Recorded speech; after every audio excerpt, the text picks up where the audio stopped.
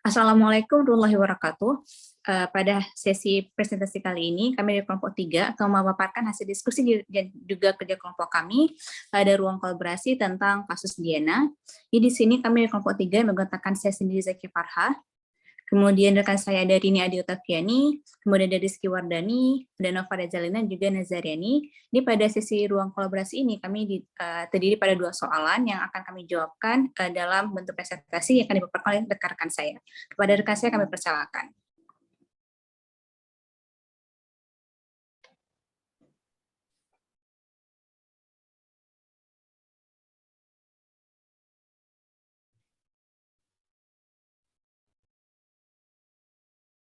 Kasus Diana.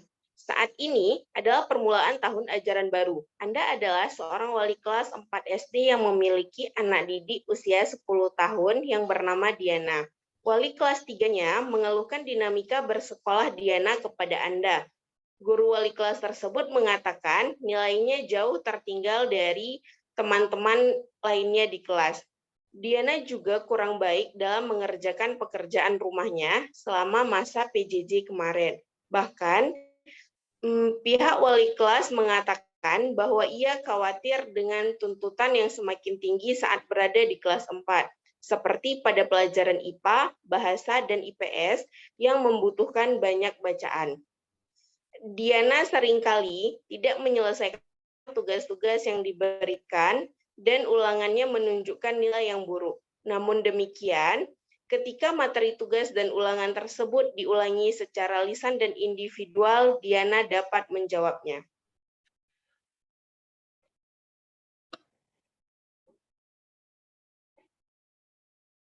Pertanyaan pertama, bagaimanakah cara melakukan asesmen terhadap keadaan Diana?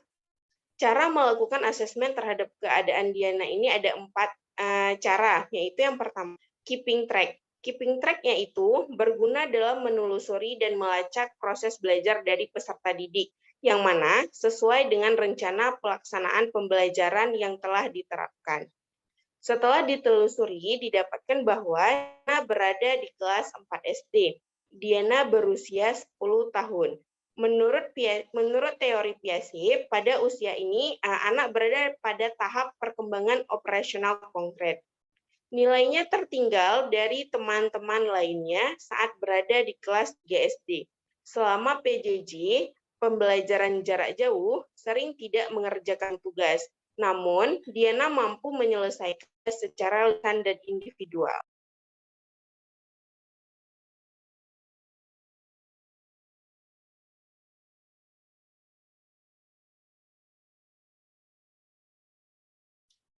Cara asesmen selanjutnya yang dilakukan pada Diana adalah checking up.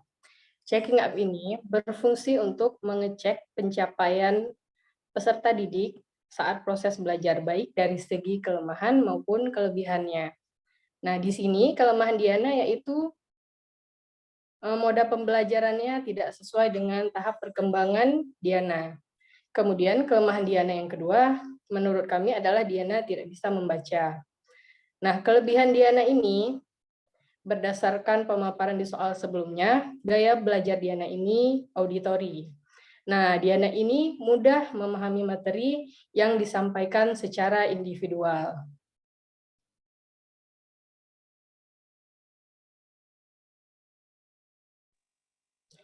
Cara yang selanjutnya adalah finding out. Finding out ini proses mencari dan mendeteksi kelemahan pada saat peserta didik belajar. Nah, agar nantinya guru dapat menemukan alternatif untuk penyelesaiannya.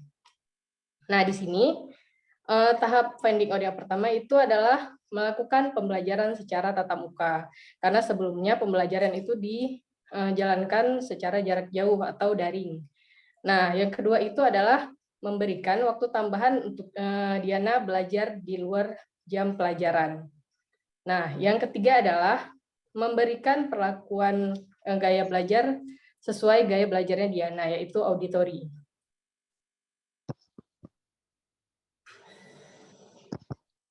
Baik, cara melakukan asesmen kepada Diana selanjutnya yaitu summing up.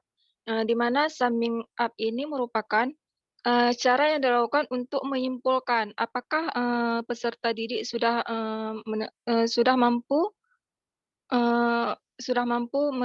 sesuai dengan kompetensi yang telah ditetapkan. Di mana di sini, Diana merupakan seorang peserta didik kelas 4 SD yang mempunyai gaya belajar auditori. Kemudian moda pembelajaran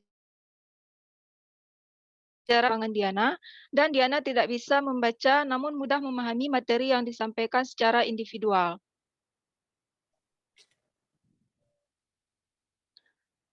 Jenis asesmen yang akan diberikan kepada Diana yaitu ada 2, yang pertama self assessment, yang kedua performance assessment.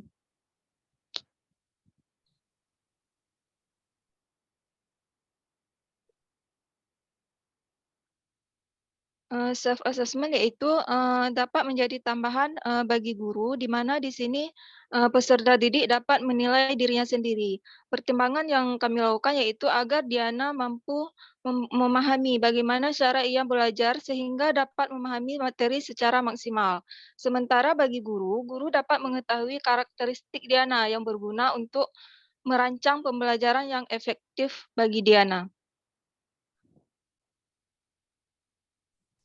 Baiklah, untuk tahap selanjutnya, untuk asesmen yang cocok bagi Diana adalah performance assessment, di mana performance assessment ini dilakukan melalui pendekatan penilaian yang mengharuskan siswa mendemonstrasikan secara langsung hal-hal yang mereka mampu dan ketahui melalui tugas-tugas seperti menjawab pertanyaan, kemudian menghasilkan proyek, ataupun melakukan suatu kegiatan. Nah, yang menjadi pertimbangan performance assessment ini diterapkan pada Diana yaitu karena gaya belajar Diana yang auditori menyebabkan pembelajaran dengan mendemonstrasikan secara langsung lebih tepat digunakan untuk Diana. Nah, hal ini dibuktikan dengan Diana yang mampu menjelaskan secara lisan jawaban yang diberikan oleh guru, bahkan setelah dilakukannya pengulangan. Terima kasih.